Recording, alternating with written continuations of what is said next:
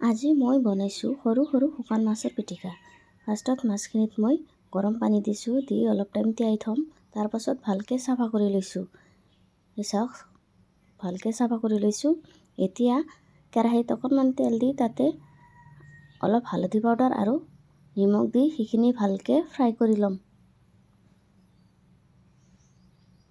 একেবাৰে মচমচীয়া হোৱালৈকে আমি ফ্ৰাই কৰিম। চাওক, চাই গম পোৱা যায় যে মচমচীয়া হৈ গৈছে কিমান।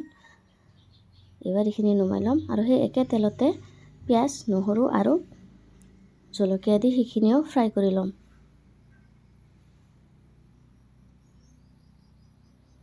গোটেইখিনি ফ্ৰাই কৰা হোৱাৰ পাছত এতিয়া 2টা শুকান জলকীয়া লৈছোঁ আৰু অলপ নিমখ দি এইখিনি ভালকৈ পিটিকি ল'ম। এইবাৰ গোটেইখিনি মিক্স কৰি ল'ম। খাবলৈ কিন্তু বহুতেই টেষ্টি হয়, অলপ ক্ৰিস্পি টাইপৰ হয়। মই কিন্তু বহুতে ভাল পাওঁ। আপোনালোকেও যদি ভাল পায় কমেণ্ট কৰি জনাবচোন। এই চাওক, আমাৰ ৰেডি হৈ গ'ল। আজিলৈ আহিছোঁ, বাই, থেংকছ ফৰ ৱাচিং।